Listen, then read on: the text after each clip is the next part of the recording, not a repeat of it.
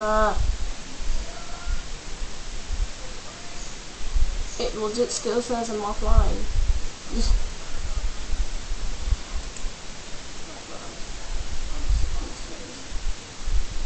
Their questions not streaming? Why does it keep saying all the time? Oh, there we go. There we go. Okay. Oh! Oh, wow. I had no idea.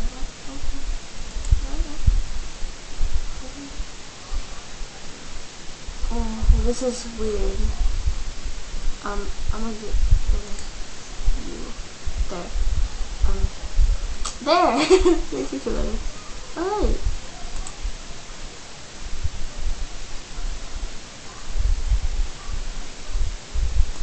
So I have to put it over here. Okay. Okay.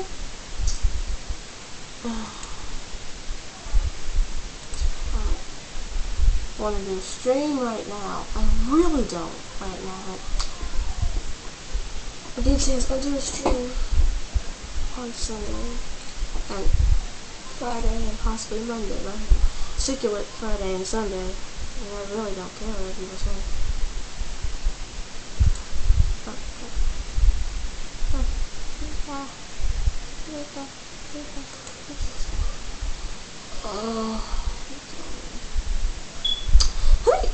Let me just do this.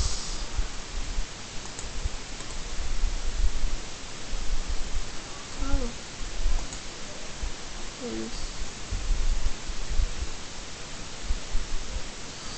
I was supposed to do something else too. Yeah. Yeah, okay.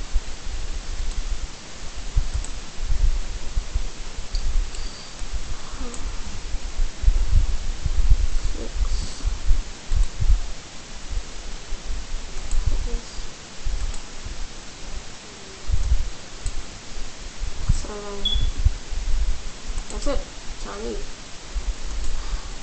Now I want to do that now.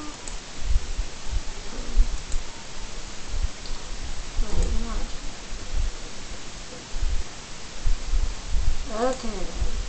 It's a little bit blurry. I can't understand what this looks like. Oh, there.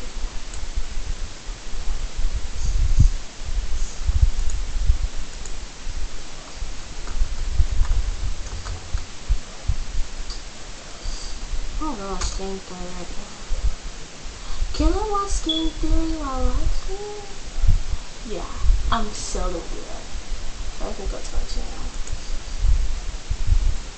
And I can go watch Game Theory! Yay!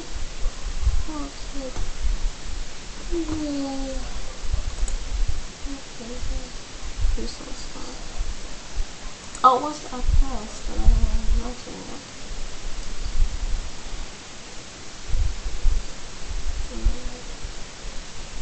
I just had it. Where is it? Random. Something going upstairs. That's weird. Hello, people. Favorite Bernie. Okay, I know I'm supposed to different, like, videos from now. I don't know if you, but I really don't.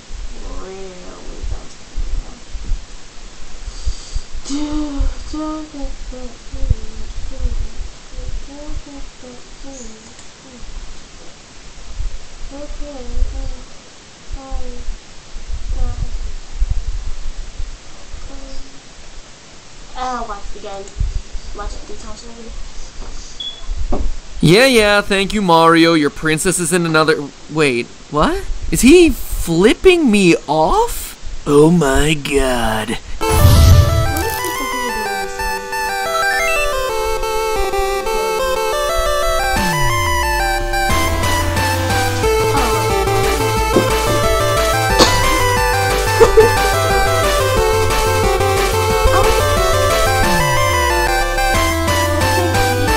Hello, Internet! Welcome to Game Theory, where we do theories on all kinds of games, but the ones on Nintendo get you guys the most excited, which is why there's so many of them. Supply and demand, my friends. You demand it, and I supply it, which is ironic since it's a lesson Nintendo doesn't seem to get.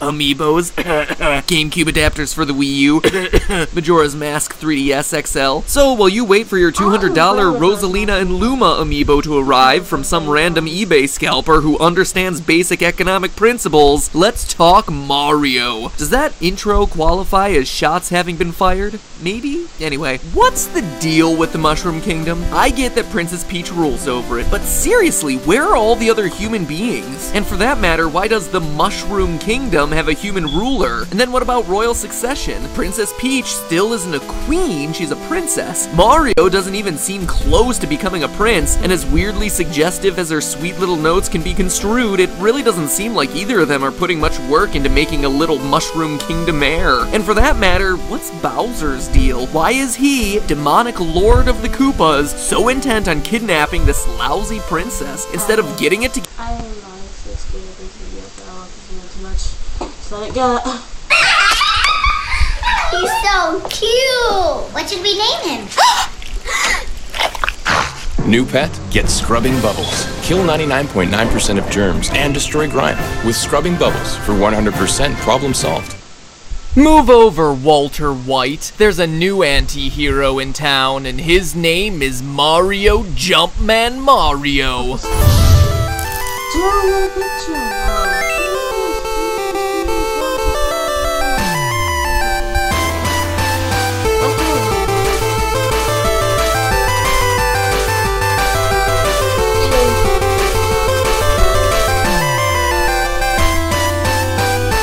Hello, Internet. Welcome to Game Theory, where we put the O in Super Mario.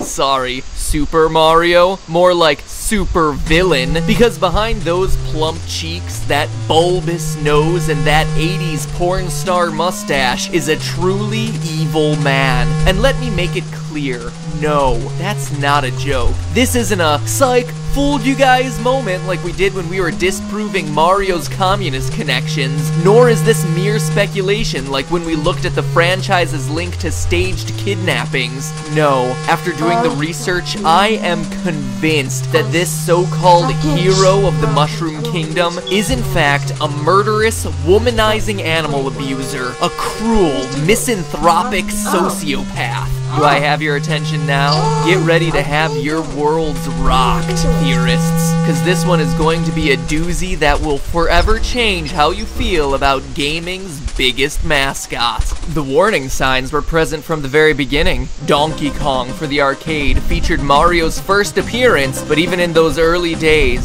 something was off. The story, as we know it, goes like this. A giant ape steals Mario's girlfriend and the heroic Italian must get her back. That's it. And it sounds good in theory, but have you ever stopped to consider why Donkey Kong steals the girl in the first place? Of course not. Raised on movies like King Kong and years of damsel in distress fairy tales, we just assume we're the good guys fighting the evil primate to save the girl. But you know what they say about assuming, don't you? It makes an ass out of you and me. Here's the truth, or rather, the rest of the story. Did you know that Mario was Donkey Kong's master? That he abused the ape, which is why DK broke free and stole away with Mario's GF to get even. Yeah, that's a factoid you don't hear Nintendo trumpeting about their red-clad cash cow. Now, you would be 100% correct in asking me, well, where does it say that Mario is DK's master? The arcade game didn't come with a story, and ports to Atari and ColecoVision give a vague Mario must save the girl plot. Other sources, like Crack.com or Wikipedia, cite the book Geektionary, which I checked out, but here at GT, we try not to rest until we have primary sources. So I dug a little deeper and found this. I give you Donkey Kong Circus from the Game & Watch Gallery, the prequel to the original Donkey Kong, where we see Jumpman's side business, where he just so happens to be running a circus show, and the star attraction, Donkey Kong. DK juggling pineapples and avoiding fireballs, all while balancing atop a barrel. Made to look like a fool, forced to burn his hands, scolded and laughed at when missing a pineapple? Clearly not the proper way for a great ape to be treated. A master willfully putting his pet into uncomfortable situations, physically injuring them with fire, laughing at and humiliating them? Mario's lucky that the Tanuki suit is the only thing that got PETA's attention. Oh, but dear theorists, we've only just begun. If we're talking Mario's predilection for animal abuse, we don't even need to troll the obscure reaches of the Game & Watch gallery. Mario doesn't do much to hide his violent tendencies. In the wake of Donkey Kong, upset at being forced to climb girders for his girl, Mario punishes his freshly captured ape in their next game together, Donkey Kong Jr., where he tears Donkey Kong away from his son, cages him up, and then uses a whip to defend his prize. In the final screen, Mario even whips birds to do his bidding. But what's worse than his treatment of the adult Kong is his abuse of the younger ape. Think about what we're seeing here. Mario is forcing a baby monkey to cheat death in order to rescue his father. Just look at the utter distress and fear on that poor ape's young face. In the third screen, he uses a lever to actively try to electrocute DK Jr. Let me reiterate that point. Mario, this icon of gaming, paragon of heroism, tries to electrocute a baby monkey for rescuing his father. A father who is put in danger and humiliated in a circus show run by a red-wearing carpenter who wields a whip.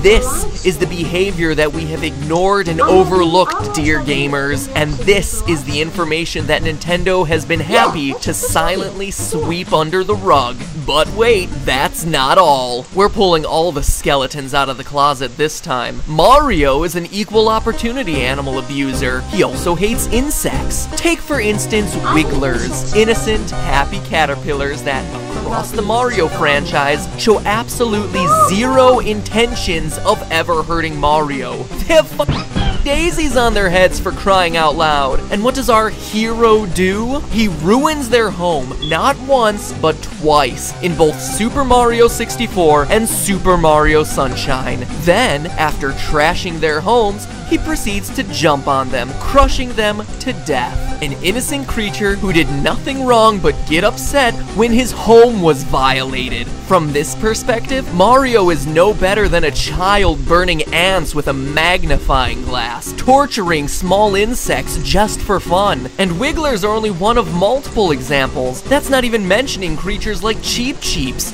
fish who are just swimming around peacefully, not even attacking Mario, who get targeted, burned alive by Mario's fiery vengeance. But let's cut the guy some slack. Wigglers and the rest are quote-unquote enemies in the game because, you know, Mario's supposedly the hero and stuff. What's inexcusable, though, is his mistreatment of his family and his allies. Take, for instance, the Yoshi. We learn in the beginning of Yoshi's Island that these cute dinos are responsible for saving Mario's life. To recap, a stork drops baby Mario, who, as luck would have it, lands safely on the back of a Yoshi. The rest of the game has a team of Yoshis risking their lives to reunite the baby with his kidnapped brother, then delivering the two back to their parents. A cute story, right? Heartwarming. Gets you right there. Well, fast forward to adult Mario, hopping once more atop his trusted and loyal friend to save the day, and wait, he just punched him. Look again. Mario punches the Yoshis to get them to extend their tongue. You can even see the Yoshi flinch before it happens. He is physically beating this animal to get it to do what he wants it to do. And let's not forget that Mario will drop a Yoshi into a pit without hesitation, just to get a couple extra inches out of his jump. A pit that, time and time again, has clearly been shown to result in death. Once again, we don't just see animal abuse, we see family abuse. Lest we forget, this is Yoshi, the same creature who had to deal with this and this to keep baby Mario safe. These tender-hearted dinosaurs are practically family, and what do they get? A punch and a pit.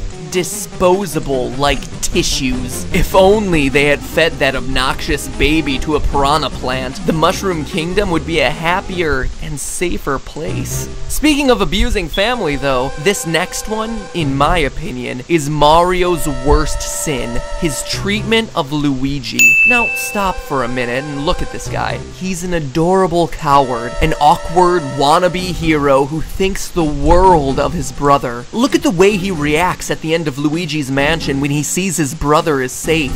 Even though it's told mostly through gestures and goofy sounds, his joy is moving. Without doubt, Luigi is one of the sweetest, most genuine characters in gaming. In Paper Mario, you can read his secret diary, which goes on and on for pages about how much he admires Mario, how much he wishes he could go on these adventures, how he's asked over and over to be included on the next big quest. And what we read is that Mario has crushed those dreams, crushed them like the thousands of Goombas he's crushed under his fat Italian weight, denying his brother any chance of fulfilling his dreams, of living a happy life. But it gets worse than sheer neglect. Look at the ending of New Super Mario Bros. Wii. Luigi flies in, offers Mario and Peach room in his balloon, and then they just fly off without him. They don't acknowledge his existence, they don't thank him, they don't invite him to fly with them, they just flat out ignore him. He is less than the Koopa remnant on the bottom of Mario's shoes. Luigi doesn't get any thanks at the end of Mario is Missing either. After Luigi's completed this quest, Mario just strolls out and stands there.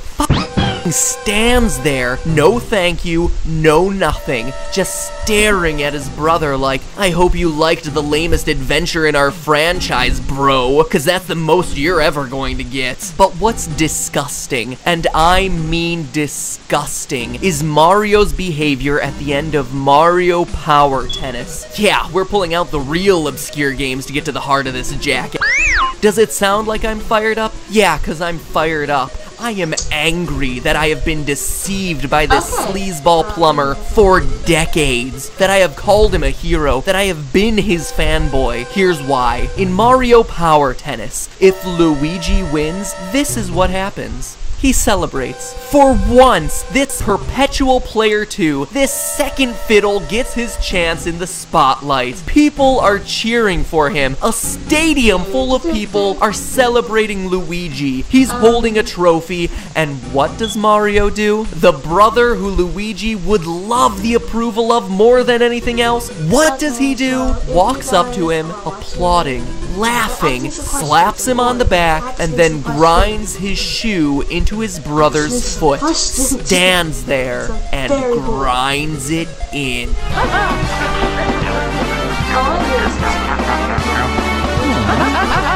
Still smiling, still laughing.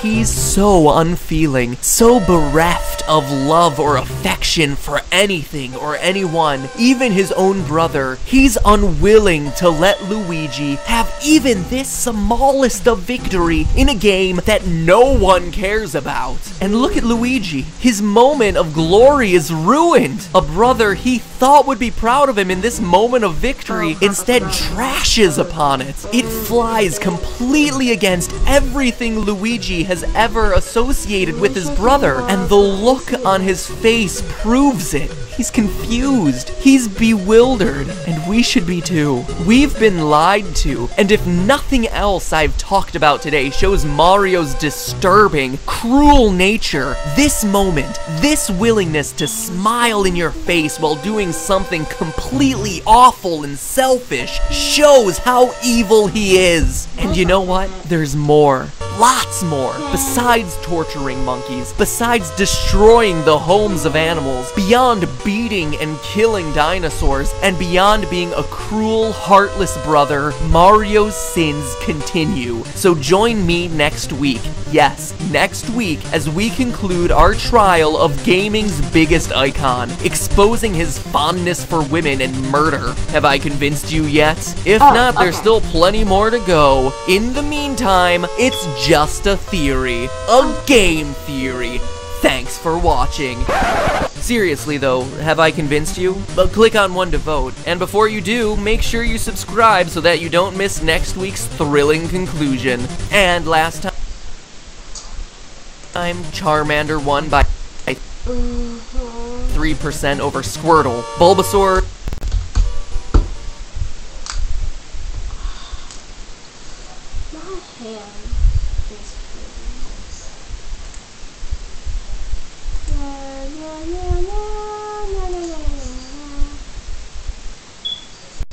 Look at us back in school. I had the whitest smile. Now I'm gonna show up to the reunion with this whole situation. Oh, please, do what I'm doing. Use Crest White Strips. Crest 3D White Strips remove 14 years of stains. I knew I recognized that smile. Crest 3D White Strips, So the way to this whiten. color.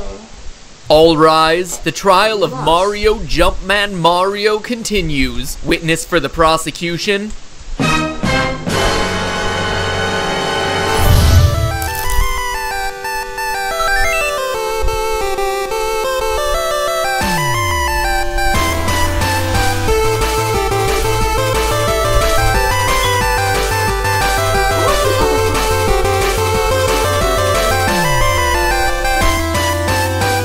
Hello, Internet. Welcome to Game Theory, where we, get this, theorize about games. Shocking, I know. But seriously, if this was The Matrix, by watching this show, you'd be choosing the red pill. And that would make me Lawrence Fishburne.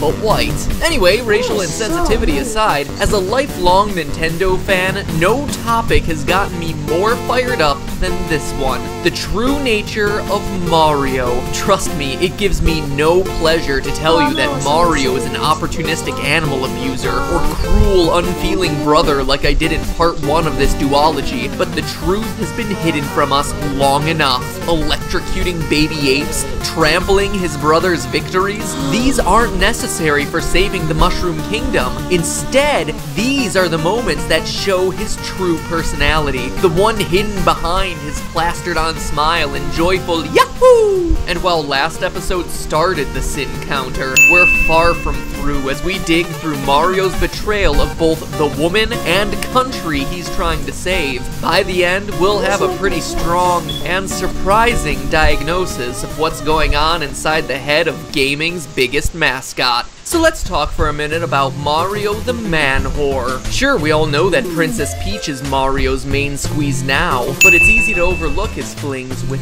other women. Take for instance Pauline. The girl stranded atop the girders in Donkey Kong may appear to have the same fashion sense as the Toadstool Princess, but one look at the promotional box art of our damsel in distress shows us that Pauline is a very different type of gal. Wearing tight, low-cut red dresses, Pauline is certainly a departure from the buttoned-up, kiss-on-the-cheek prone Peach. Oh, Mario. And yes, while Pauline and Mario were in love long before Mario's adventures in the Mushroom Kingdom began, the feelings that drive a man to leap over anthropomorphic fireballs to rescue his ladylove die hard. Case in point, the Mario vs. Donkey Kong series, where, after years of absence, Pauline makes her grand return as Mario's quote-unquote special guest. For those of you unfamiliar with this more obscure series, Mario is debuting a new theme park based around his hit toy line, and his VIP guest at the ribbon cutting is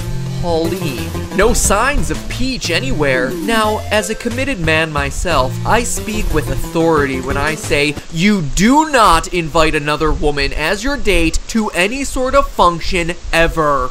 Especially if she is a former girlfriend. Later, in Mini-Land Mayhem, she even gets her own toy modeled after her. There's no Peach toy. And speaking of old habits dying hard, when DK kidnaps her and Mario comes to the rescue, she refers to him as her hero. If there were any more red flags flying in this situation, I'd say that this was a communist conspiracy.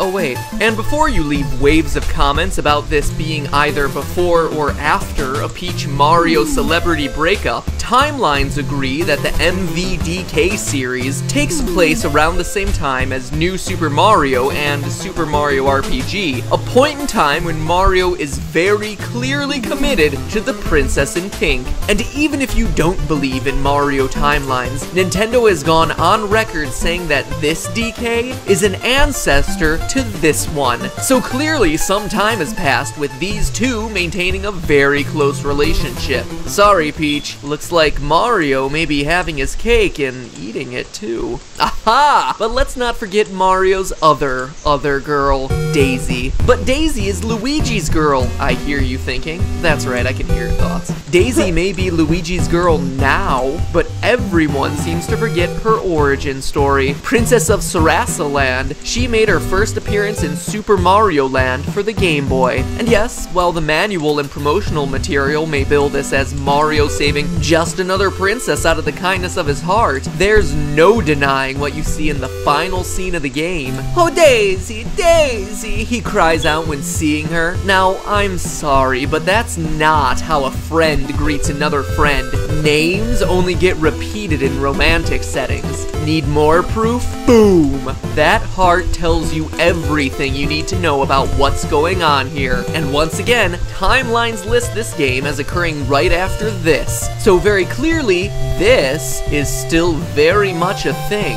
And wait, this also means that once again, we see Luigi getting the shaft. Mario dates a woman, tosses her aside, still expects her to play golf with them, and Luigi is left with the sloppy seconds, the hand-me-downs. The girl apparently not good enough to stay in Mario's little harem, so if Mario's crimes against animals and family aren't good enough, it seems he's also an adulterous plumber who can't keep his plunger in his pants. And while crimes of the heart are indeed serious, his ultimate betrayal is against the very people he's trying to protect, the denizens of the Mushroom Kingdom. Mario is a murderer. This hero of the Mushroom Kingdom has killed hundreds, thousands of Toads in his quest to save them from the evil clutches of Bowser. Look at the story from the original Super Mario Brothers. Quote, it's here somewhere. The kingdom was invaded by the Koopa, black magic, there we go. The quiet, peace-loving mushroom people, aka Toads, were turned into mere stones, bricks, and even field horsehair plants, whatever that is, blah-de-blah-de-blah. The only one who can undo the magic is the Princess Toadstool.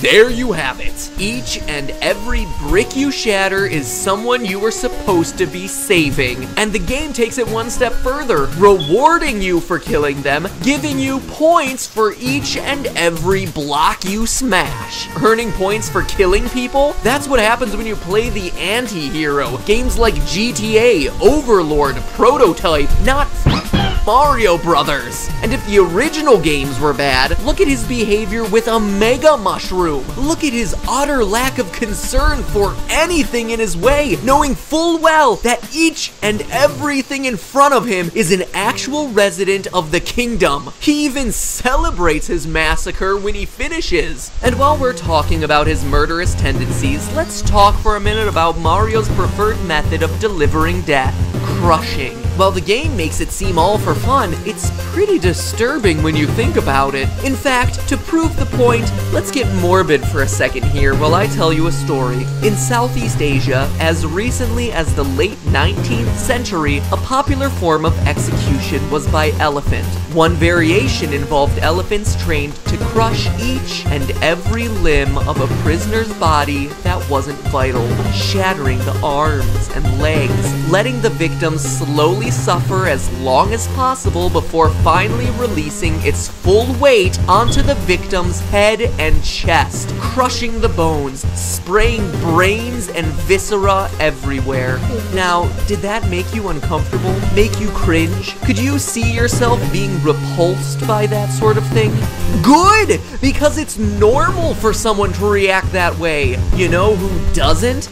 Mario. In fact, he relishes in it, yipping and yee-hawing as he leaps from one flattened corpse to the next. He has no sense of guilt, no sense of remorse. Police officers forced to kill in the line of duty have second thoughts. Soldiers forced to kill on the battlefields often suffer from PTSD. Bad guys or no, Mario should be feeling something, anything other than joy, knowing that he's ending the existence of so many living creatures. You know who else doesn't have any remorse for their crimes?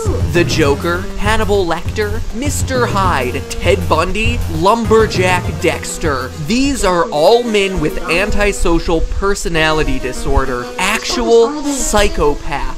And Mario fits right in. They're all men characterized by their inability to form attachments or have any real empathy for others, despite being charming and personable on the outside. They hold steady jobs, even have families, girlfriends, but can be impulsive and sexually promiscuous. They're manipulative. They learn to mimic emotions, despite their inability to feel them. They appear normal, happy in every sense, and yet they ruthlessly prey on everyone and everything around them, sacrificing their safety, having no remorse for their actions. Deep down, they're arrogant. And to bring it all the way back around to where these two videos first started, oftentimes the first sign of someone with antisocial personality disorder is their cruelty toward animals. Every single crime we've leveled against Mario across these two videos fits into this diagnosis. Animal cruelty, unloving brother, sexually deviant, remorseless murderer. I can definitively say Mario has antisocial personality disorder. Behind that plastered on smile, behind that perpetually happy Hitsame is a monster. A man who has proven himself to be a threat to everything and everyone around him. He is no hero. We just haven't stopped to question him until now. Who would have thunk it? Mario, the most successful, unidentified serial killer ever. In the end though, if you think about it, it makes sense. There was only ever one piece of evidence we really needed to prove Mario's evil intentions. Damn you, blue shells. So, I bet you never knew that about Mario, but click here to hear some more things you probably didn't know about the guy and his games. I know I've been a little harsh on him over the last two videos, but hey, it's just a theory. A game theory. So I partnered with DYK Gaming to cut the guy some slack and really give him the credit he deserves. I'm throwing a party for some local naturalists, so I'm serving preservative-free Hormel natural choice lunch meat. I thought Yeah, thank you, Mario. Your princess is in another... Wait, what? Is he flipping me off? Oh my god. Oh my god.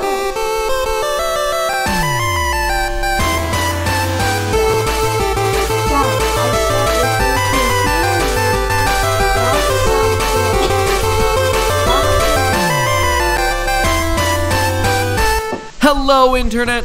Welcome to Game Theory, where we do theories on all kinds of games, but the ones on Nintendo get you guys the most excited, which is why there's so many of them. Supply and demand, my friends. No!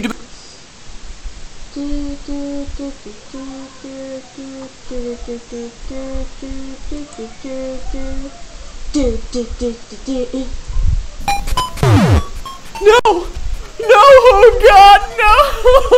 No, my god, this is scarier than that husky girl in 7th grade gym class. Hold up. Will this thing really hurt me?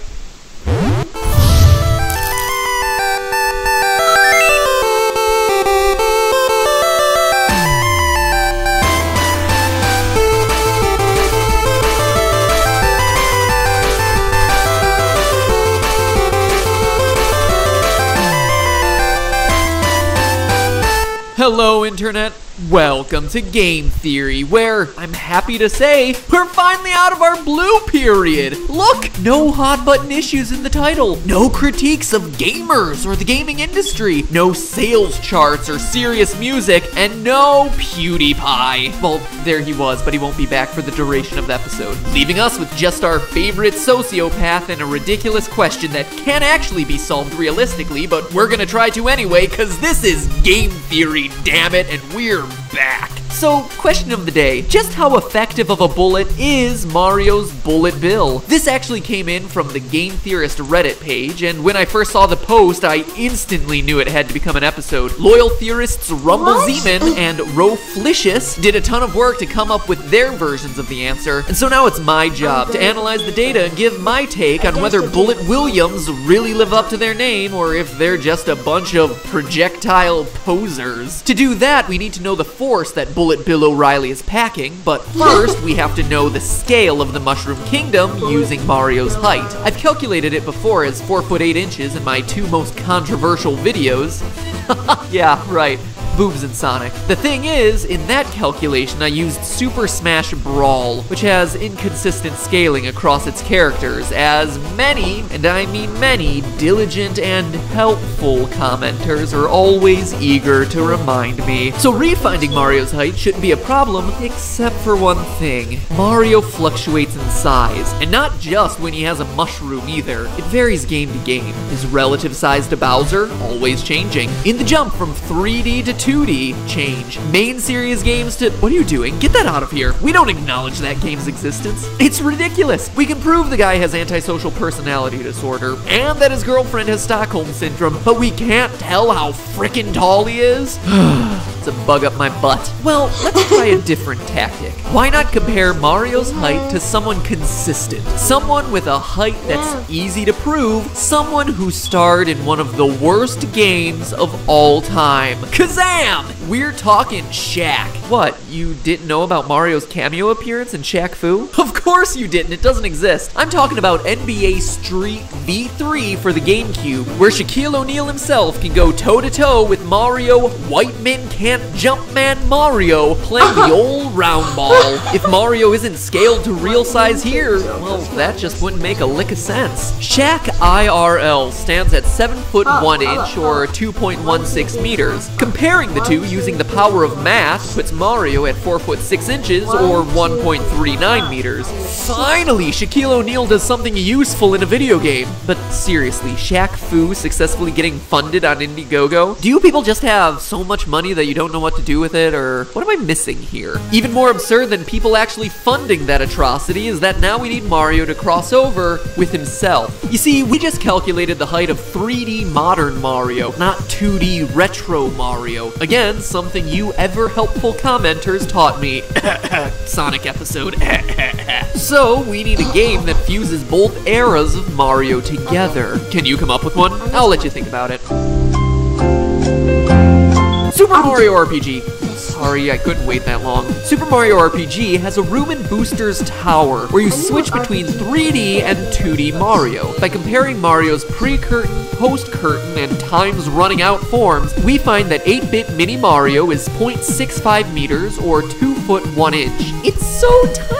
But it is humanly possible. At that height, Mario is just barely taller than the record holder for the shortest woman in the world, Jyoti Amji, who stands at 2 foot 0.7 inches or 0.6 meters. Funny enough though, Mini Mario would tower over the world's shortest man, Chandra Dangi, who stands at an incredible 1 foot 10 inches. 1 foot 10 inches, 0.55 meters. Having solved that gaming mystery once and for all, we can apply it to our beady-eyed bullet. Remember, these quote-unquote bullets are huge, so Mario getting hit by one is going to be less of a typical bullet injury and more like getting hit by a car or falling out of a window. Those things hurt you because of fast changes in velocity over a short time. You fall out the window and hit the ground, you go from moving very quickly to a speed of 0 in a fraction of a second. The body can't handle the force of that change. Quite literally, it's it's not the fall that kills you, it's the sudden stop. For a car crash or Bullet Bill strike, it's the exact opposite. A person, in this case Mario, will be going from 0 to some speed almost instantaneously. If the screen didn't freeze, you would probably see him getting thrown backward as the Bullet Bill causes him to accelerate or plow through his body if the surface area of the contact is actually quite small. But looking at the Bullet Bills, it's actually not the case. In the end, it's all about force, meaning we eventually want to get here. Mass times acceleration equals FAP. FAP? Oh, physics. You so dirty. Minus the coefficient of friction times mass times 9.81 meters per second squared, which represents gravity. Today, the thing we're interested in is FAP. Well, with Min, isn't that always the case? It was also the thing we were interested in during the boob episode. Haha, nudge nudge. FAP is the applied force, and that's the one that's going to hurt, which is why we're solving for it. So let's start filling in these numbers. Friction is easy. Here's a chart that gives bullet-shaped objects a frictional coefficient of 0.295. And over here, acceleration is 0. Yes, Bullet Billy Bob Thornton is accelerating enough to counteract any wind resistance, or should I say, drag, he's flying into, but his constant speed across the screen means his net acceleration is 0, which knocks out this whole side of the equation. In other words, all we need is mass and love. But for now, we'll just focus on mass. Bullet Billiam Shakespeare here is basically a cylinder with a cone on top. So break out the geometry, because we're about to turn up the volume. Oh, volume. Get it? Because Oh we're my calculating God, Never mind, my jokes It are wasted hurts. here. Counting the pixels and then using Mario as our scale, we're able to find that each projectile Pete is 112,939 cubic centimeters. No way! Can you believe it? Of course you can't, because that number is meaningless. What the heck does 112,000 cubic centimeters look like? I don't know, and I'm certain you don't either. So let me translate that for you. That's a bullet the size of a small toddler headed straight for your face. But will it kill you? To know that, we need to unearth what Bullet Billy Mays is made out of. And let's just cut to the chase. The answer is iron. Notice that Bullet Bill and Ted get launched out of a cannon. Clue number 1. And not just any cannon. Cannons that sometimes receive names, like Big Bertha in Super Mario RPG. Real-life cannons also had a tradition of being named, like Roaring Megs from the 17th century, or Mons Meg in Edinburgh, Scotland. Clue number 2. And in the early days of cannon warfare, it was round shot, the stereotypical cannonball as we think of it, made to rip through the hulls of ships. A ball of pure iron. Eventually, round shot was completely phased out for shells, which had better aerodynamic effects. These too were made out of iron. In the airships of Super Mario Bros. 3, we see both types of ammo getting put to use. Round shot and our Bullet Bill Clintons in the shape of a shell, both getting shot out of cannons, and both with the same black shine of iron. Clue number 3. So really, Bullet Bills are just glorified cannonballs. They should be called Cannon Bills. Wait, Cannonball, Cannon Bill. Half-Life 3 confirmed. Now, iron has a nice mid-range density at 7.87 grams per cubic centimeter. Time to visit the DMV, or density equals mass divided by volume. We need mass, so multiplying density by volume gives us 888 kilograms, which again means nothing until you convert it into a metric we all understand, and that's 1 ton, 2,000 pounds, or half a car's worth of bullet headed straight at Mario. That'll teach you to grind your brother's shoe at the end of tennis games. So, back to our equation. 0 equals FAP minus 0.295 times 888 kilograms times 9.81 meters per second squared. That results in 2,570 newtons of force, which, actually, that isn't all that much, especially for an object of that size. That's half the force of a 100-mile-per-hour fastball. It takes at least 3,300 newtons to crack a rib and 4,000 to crack the femur, so it's not going to be breaking any bones. And to verify, I checked the speed of everything. Bullet Bill travels at about 12 meters per second, or about 27 miles per hour. It'd be like getting hit with a mid-sized moped. Sure, it would hurt, but probably wouldn't do any permanent damage. So we have our answer. Bullet Bill? Ha! Hardly. More like leisurely meandering William. Okay, but let's up the ante. Surely this guy has to do some damage. Bonsai Bill. These puppies are the size of 3 Mini Marios stacked on top of each other. It's a 6-foot-tall behemoth. Redoing all the calculations we just went through, volume jumps up to about 7.4 million cubic centimeters, mass becomes about 58,000 kilograms, and force skyrockets to 168,000 newtons. That, my friends, would certainly do some damage if it weren't traveling so slowly. Altogether, Bonsai Bill clocks in at 7.7 meters per second, or 17 miles per hour. It's not like it's coming out of nowhere and surprising you. The hover round is clocking in speeds that would make Bonsai Bill jealous. And because it's so huge and rounded in the front, you're not actually going to be hit with the full 168,000 newtons anyway. The impact is going to be spread across a large cross-section of your body, meaning that a lot of that force is going to dissipate elsewhere. No, Bullet Bill isn't an issue, nor is Bonsai Bill. Here's the one you want to look out for. The Golden Bonsai Bill. Even bigger, clocking in at 20 million cubic centimeters. That's the equivalent of about 5,300 gallons. Got milk? Except that we're talking pure gold. So not only is Goldmember here the biggest bullet in the franchise, it's also the most massive. See, gold has a very high density, over twice as dense as iron, making this gallon guzzler 390,000 kilograms or 430 tons of gold. To compare, this one bullet would make up 1/10 of the total gold in Fort Knox. In June of 2012, gold was valued at $1,618.82 per ounce. That means that this golden bullet would be worth, in total, $2,227,496,320.98. Sorry, still not as much as diamond armor. Oh, and it only travels 2 meters per second, or 4 miles per hour in total, so definitely not deadly, unless of course someone pops a non-bill bullet in your ass in their attempts to steal away the gold. I want to know where the gold is. I want the gold. Give me the gold. I want the gold. Where the gold at? I want the gold, indeed. But hey, that's just a theory. A game theory. Thanks for watching. Did you like the video? Then you have one different person to thank, NatureBox. Wait, I know we've done this before, but hold up. I think you'll really like this one. Get this, they're snacks that get delivered to your door. And they're healthy, which normally would be a turnoff for me, but get this. I'll admit it, I was skeptical. I don't like granola bars, but on a whim, I tried them one day while playing Dark Souls, a game so frustrating it just makes you want to eat away your feelings. And I was like, oh, this game is so hard. But this salted caramel pretzel pop is taking away all my pain. Personally, I like the flavors that sound unhealthy but actually are healthy, like apple pie oat cluster and Santa Fe corn sticks. And the other great thing is, thanks to them supporting this episode of the show, my editor Ronnie gets to buy a new pair of shoes. Say hi, Ronnie. I quit. By typing this into your search bar, clicking the link in the description, you get 50% off your first month. So definitely worth a trial run. So get some game night goodies delivered to your door without having to leave your well-made...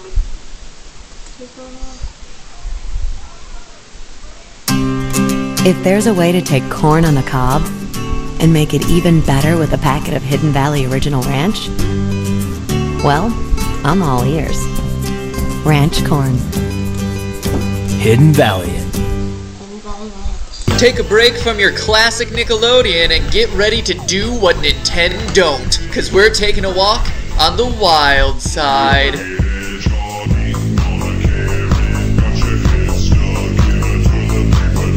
Hello Internet, welcome to Game Theory. Today we're exploring the good, the bad, and the ugly of the Sonic franchise to see what its cute cast of critters can teach us about their real-life counterparts. Are hedgehogs really the fastest things alive? What the heck is an echidna anyway? And if there's time, we'll dig deep to look at some of the forgotten members of Sonic's extended character roster. So, let's dive right in. What do we know about Sonic? Well, he's blue, wears gnarly shoes, has about 5 or so spikes on his back, and can run really fast. How fast? Well, let's let his theme song do the talking. Sonic, he's the fastest thing alive. So I think it's safe to say that most of you watching know that hedgehogs can't be blue and have more than just 5 spines on their backs, more like 5,000. You also probably know that they aren't the fastest. That title goes to the cheetah at 70 miles per hour on land, the peregrine falcon in the air at 185 miles per hour, and the sailfish underwater at 68. But obviously a cheetah can run faster because it's bigger with longer legs. So what if we took into account the relative size of each animal? Maybe then the hedgehog is the fastest. Well, it's a nice try, but no dice. Accounting for size, the winner is the cockroach, because it can run 50 times its body length every second. That's like a human running at 185 miles per hour. It's a scary thought. That's not to say that hedgehogs are slow, though. Unlike cheetahs that can only run in short bursts of time, hedgehogs have terrific running stamina, making around 4.5 miles per hour, which turns out to be about 6.6 times their body length every second. Definitely quick for a small guy, but hardly the fastest thing alive. So here's a quick quiz. What do Samus from Metroid and Sonic the Hedgehog have in common? I'll give you a second. Ready? They're both female. What? Surprised? Well, you should be, because it's a lie. The real answer is that they can both curl up into tiny balls. That, and they both appear in Super Smash Bros. Brawl and have lots of creepy fan art dedicated to them, but that's beside the point. Beginning in Sonic 2, Sonic is able to rev up into a rolling spiked ball, and this, of all things, is something hedgehogs can do.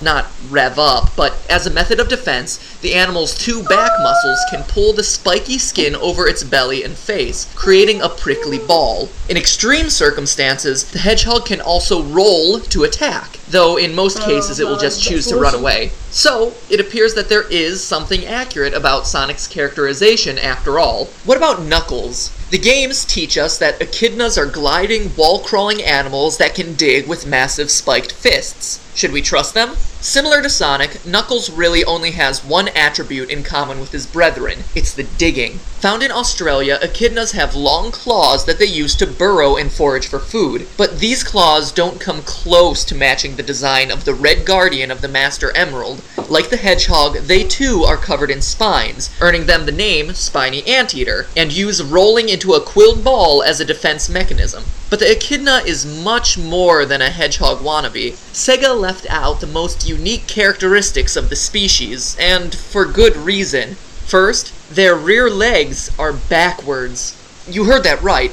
Their front feet point forwards, and their back feet backwards. It's to help them dig faster, and it must work because they date back to the dinosaurs. But they also get even weirder. Like their closest relatives, the platypus, echidnas are monotremes, which means that they're mammals that lay eggs and hatch their young. The echidna and the platypus are the only 2 animals in the world to do this.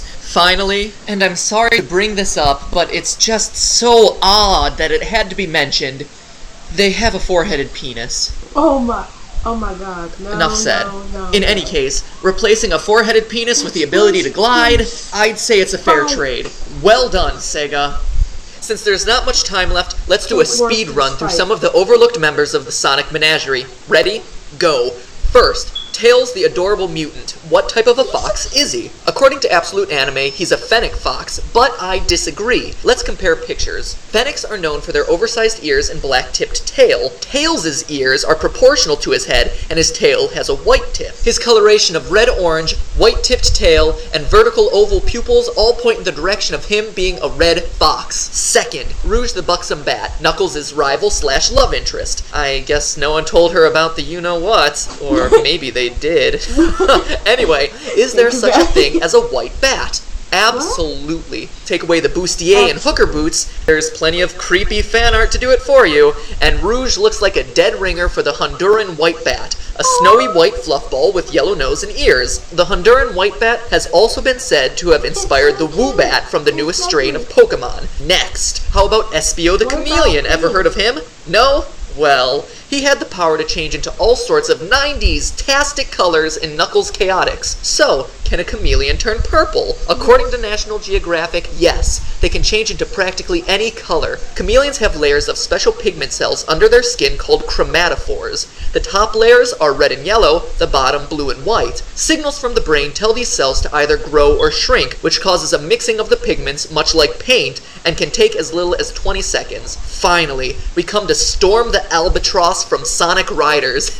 Yeah, we're really digging deep. He's the big, dumb, but fiercely loyal member of the Babylon Rogues, an avian group of thieves. Real albatrosses are similar. They're known to live in colonies with other birds, so flying alongside a hawk and swallow in the Sonic games is accurate. And, unlike other animals, they are very dedicated to their partners, as shown through the lifelong pair bonds that they make with their mates. As far as being big and dumb, the giant albatross has the largest wingspan of any living bird, but these wings give them some trouble with takeoff and landing, making them look really silly. And that, my friends, is all you ever needed to know about Sonic zoology, bringing us to my final thought.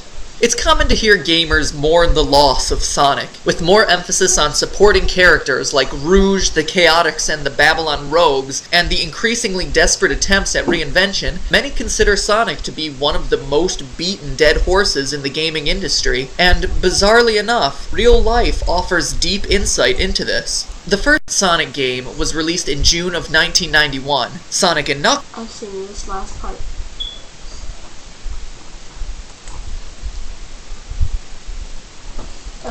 You've seen me. Please subscribe to her channel. She's awesome. Very awesome. She's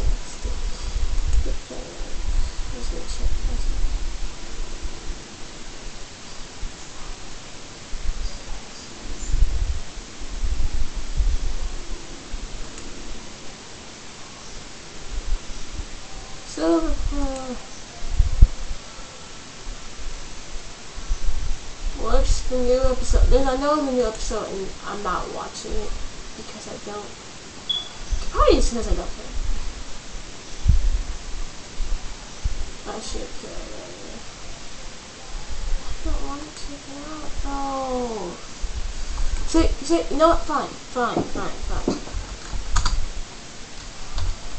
Come on. Oh, fine.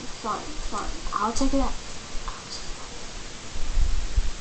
I know the episode's out. I'm really excited because I'm already saying it. Babies, they're so adorable. And then they learn to talk. Hello. Discovery Family presents an all-new series about the joys of being a parent. Who got the paint out? From cradle to car seat. I'm pregnant. What were you thinking? To the first dentist appointment. I feel funny. An all-new series that will make you laugh so hard. Babies Behaving Badly. Back-to-back premieres. Friday starting at 8. Only on Discovery Family. Let's go. I need to see that.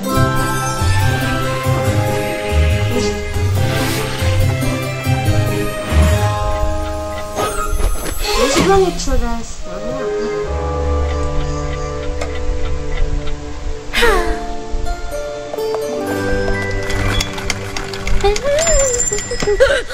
Was that the pony post? Oh, it's just you, Opal. Every other day he's here like clockwork. Not today. What could possibly be holding him up? Strawberry, cinnamon, cilantro, salutations! What? What indeed? I bet you're wondering what warrants such a welcome. Well, that welcome is warranted by a pony that whisked up a warm batch of strawberry, cinnamon, cilantro cupcakes. That strangely sickening flavor combination sounds just as bad as it tastes. So I came here to offer you some. After that visually descriptive and disturbing endorsement, I'll pass. Oh, I almost forgot. I have this letter for you, Rarity. The post pony was going to deliver it, but after a strawberry cinnamon cilantro cupcake, he was feeling kind of queasy. And since I was heading over anyway, I figured I could do it for him. There you go.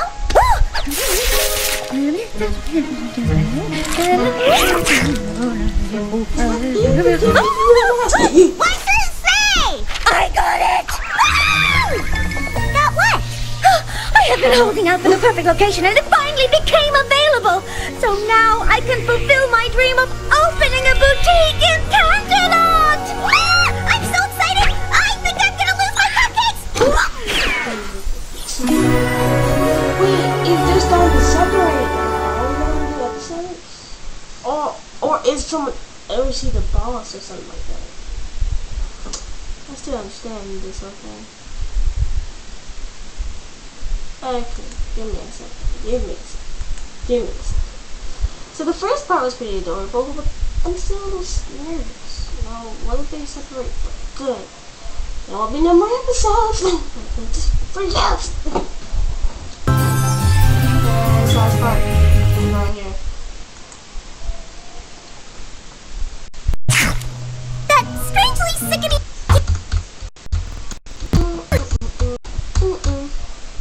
Yeah. I can't I can see it. I can start doing this too. Rarity's such a savvy business pony. I'm so impressed she used the huge bonus she earned making the costumes for Sapphire Shore's Equestria-wide tour to open the second boutique. You're still not happy about that, Twilly. You're still not honest. I take it from your reaction that you like the boutique? It's lovely. Gosh, Rarity. What was that? Was that the... I take it from your reaction that you like the boutique? It's lovely. Gosh, Rarity. I know hard work when I see it, and it looks like you worked your hooves to the nub. I don't know.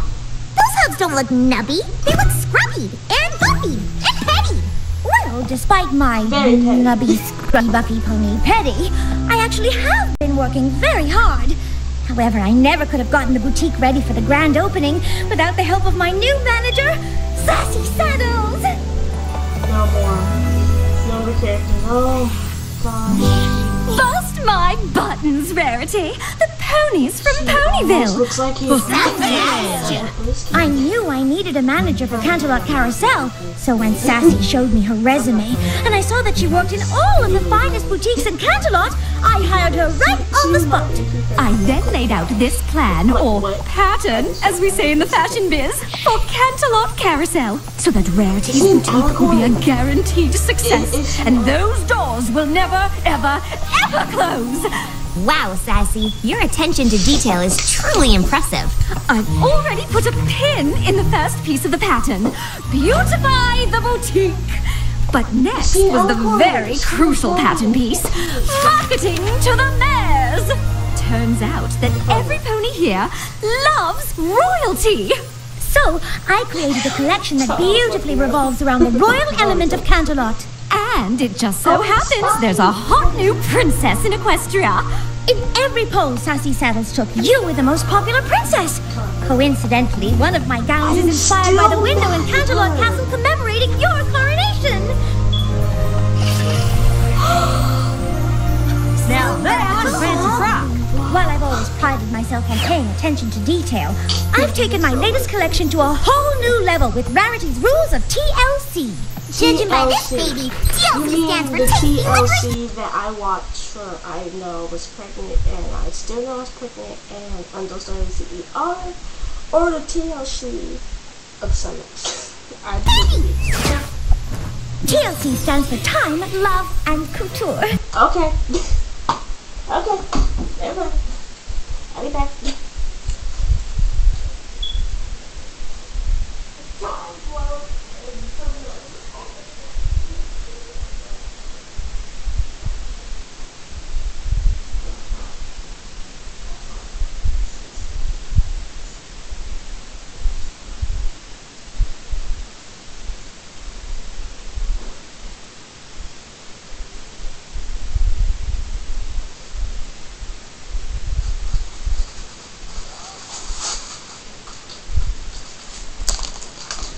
Okay, comical timing is comical.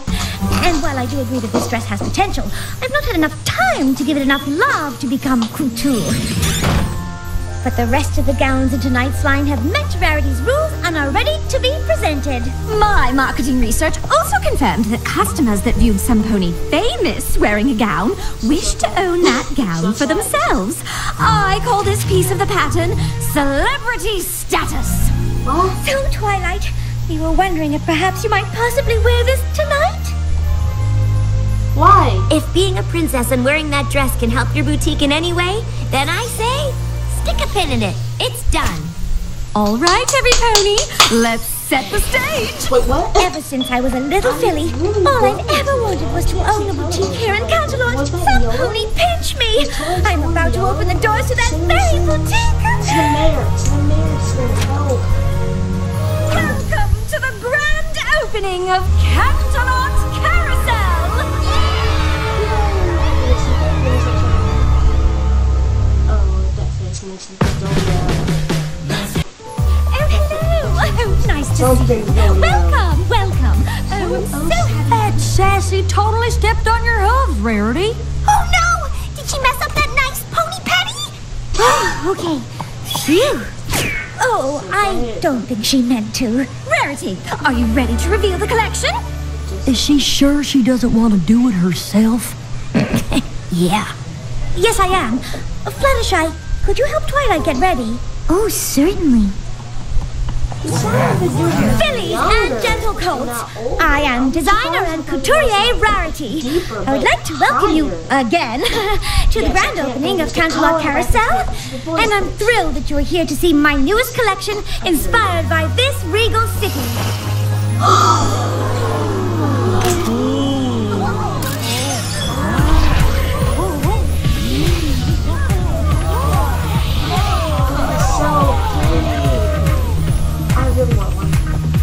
Rarity, I'm Fashion plate of Cosmere magazine. Oh, is that a guy or a girl? Because his voice is called Mom. Mom. Call my mom.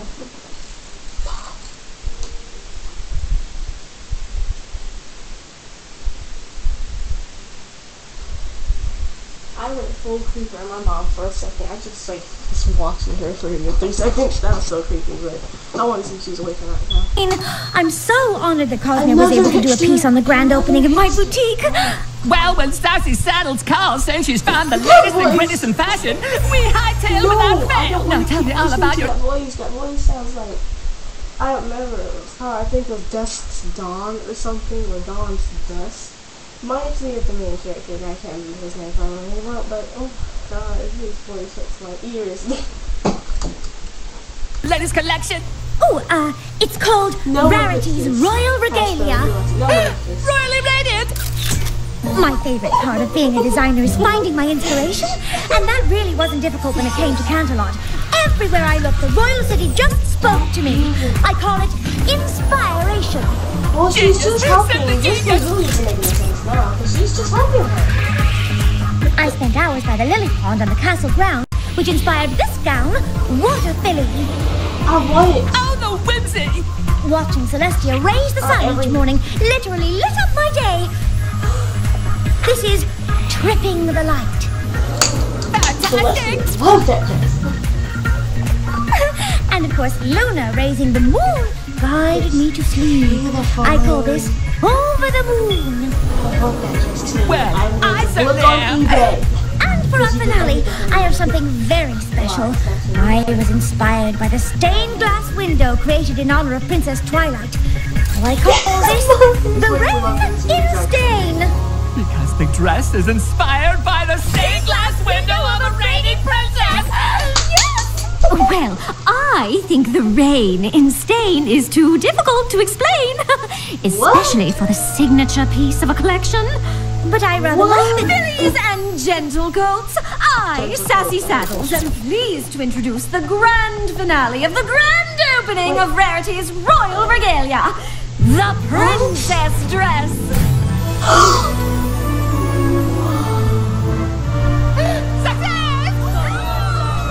Where's Eliza? Smile and wave, Twilight.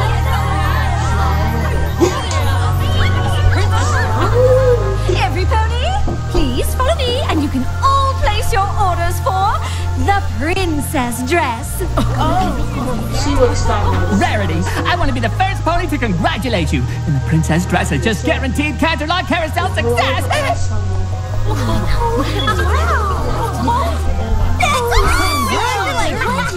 Yeah, Rarity's Royal Regalia is amazing, and every pony seemed to love the princess dress. You bet your saddle they did. Rarity now has 100 orders for her signature gown. 100 orders? All at one time? According to my pattern, the next piece is the success of the signature dress. So I do not see the problem. First of all, Sassy Saddles, I would have appreciated getting to name the final gown from my collection myself. To name the final gown from my collection myself. My research shows that your Rain in Stain name was a play on words that was both very confusing and quite unappealing. Well, I see your point. We should have discussed it prior to the grand opening, Sassy. My only goal is for Canterlot Carousel to succeed. That's why I changed the name, and that is why I took all those orders for the princess dress. But receiving orders for 100 dresses in one day, it's just too much, too soon. Are you actually saying we should cancel these orders? But no, Sassy. Promises were made, and I shall sow my very best to provide each and every pony a princess dress full of TLC. Oh, thank you, Rarity. Thank you. Say TLC again, Rarity. I will strangle you. Well, it was a bit of nameless. No, I'm never nameless. Oh, satin and silk, Rarity. Are you sure you don't want your friends to help you make the dresses? No, Sassy. These orders are my responsibility.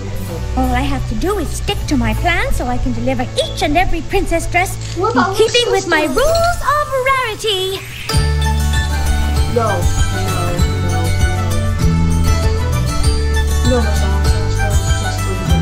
The rules of rarity guaranteed quality. This I can assure. For each and every dress, I'm bound to give finesse with time, love, and couture.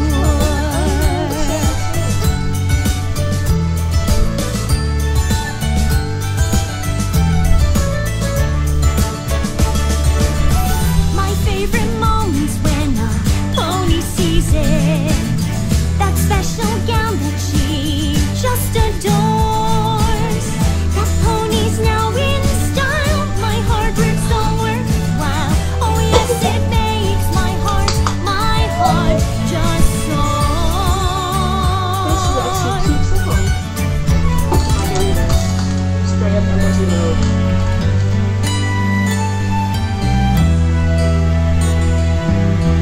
Oh, now she's showing the traits of a real villain.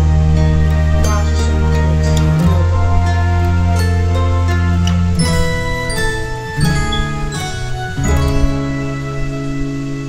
The rules of rarity, just a parody. No dress here's unique. The panels all the same, each colored window pane.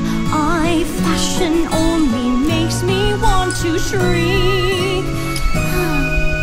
Oh, to create would give me elation.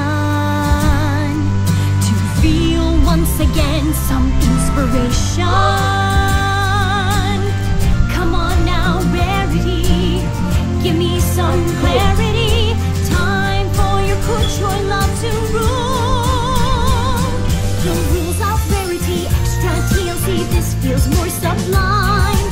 Soon now they'll see how good these can be with a little extra shine. The rules of rarity, guaranteed quality. All can see it's true. These new gems add such flair. Their beauty can't compare. This old style suddenly gleams anew. Somebody mysteries, man.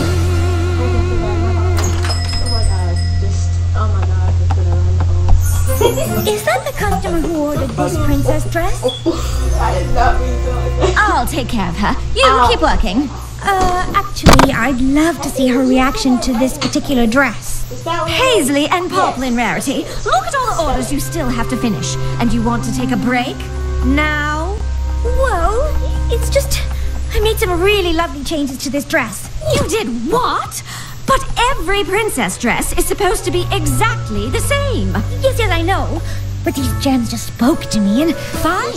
Go see her reaction. Hello, and welcome to Canterlot Carousel. I'm so pleased to present to you your... princess dress! Finally! I've been simply desperate to get this ever since I saw Princess Twilight wearing it at your... Wait a minute. There's something different. But it's beautiful. Well, as an artiste, I did take the liberty to change a few minor details. I saw these gems glistening in the light, and they just spoke to me. Aren't they lovely and so unique? They're fine, but they're not what I ordered, are they? No. Yep. No, they're not. I want the dress to be exactly like the one Princess Twilight wore. Understand? Yes. Yes, of course.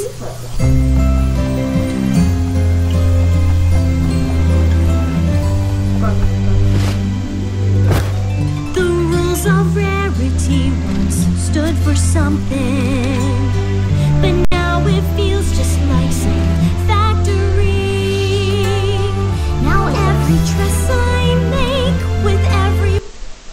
Thank you. Back into here, astronomical timing. Yes, it does. Actually, I think there's something with the actual... Yep, there we go. I am a mistake. Oh, how it makes my heart just break. Oh, let's stop it.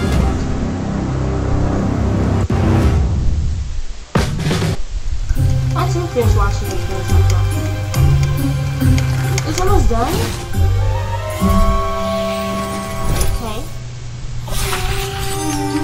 Raving Rick-Rack Rarity! You made 200 princess dresses! Yes. Isn't it spectacular? And I have a special surprise for you. The latest issue of Cosmere magazine just hit the stands. Canterlot's newest rising star. And in the hour since the magazine's come out, we've gotten another 100 new orders for the princess dress. No more. 100 more princess dresses? I'm the Cosmere cover pony. I have the most successful shop in Canterlot. I've gotten everything I ever wanted, but I'm miserable. How could you possibly be miserable? My pattern is perfect. Cosmere cover pony, done! You have your signature gown, the princess dress, a success! I don't want to make another 100 princess dresses. I have a piece for that. Assemble the assembly line. You'll never have to sew again. What? No! Yes! Then the Canterlot carousel never closes, and Sassy Saddles boutique succeeds. Stop! This is not your boutique! And if this is what success in Canterlot looks like, I want no part of it. Now, make up flyers for a going out of business sale. I'm closing Canterlot Carousel! What? No! Oh, you can't, Rarity. I've worked too hard to make this a success. I can't be a part of another failed boutique!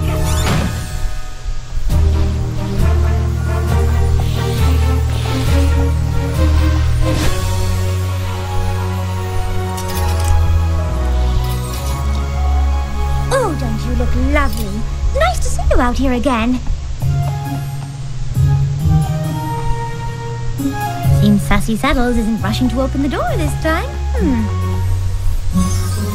Welcome to the going out of business sale of Canterlot Carousel.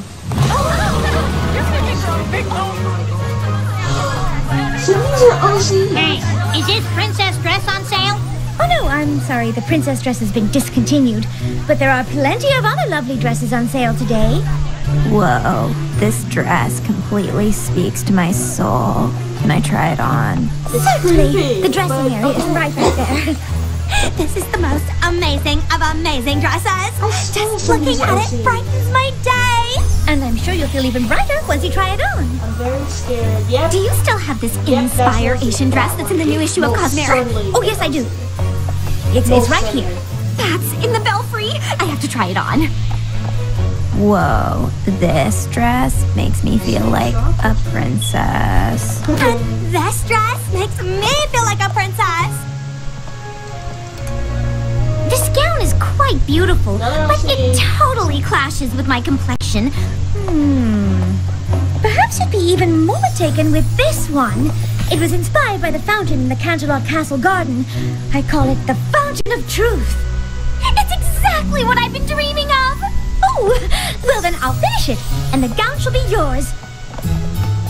How can I have forgotten? This is what I've been dreaming about. My favorite moments when a pony sees it. That special gown that she just adores.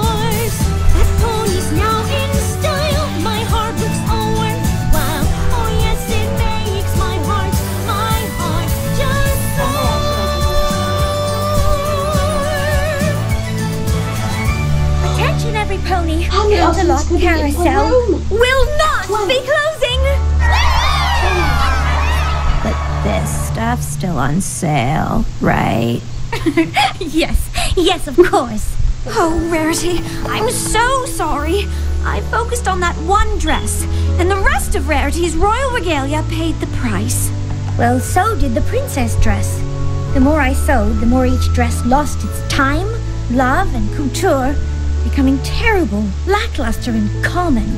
I think I finally understand the rules of Rarity, and will apply them at my next job. I beg your pardon?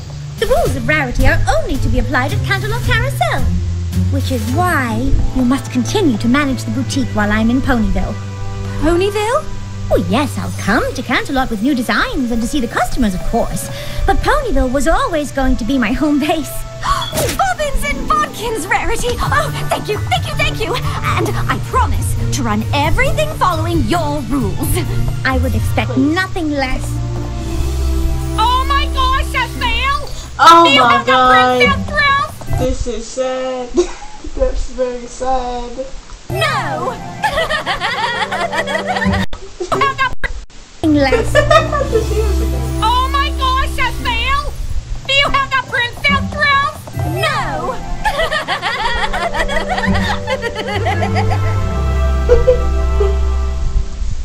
That was a nice episode actually, but that was actually kind of crazy. Anyway, I thought that was Snowdrop the first time I saw it. What's this episode called? The Rules of Rarity or something? I don't know.